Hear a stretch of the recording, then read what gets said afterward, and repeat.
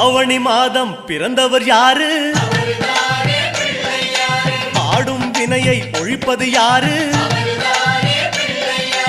ஆதவன் வணங்கும் தெய்வம் யாரு?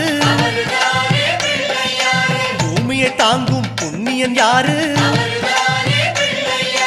அனலாசுரனை தின்றது யாரு? ஆணவம் நீக்கும் நாயகன் யாரு? முப்புரி அணிந்த மூலவன் யாரு? அவரும் வாழ்வது எங்கே கூறு?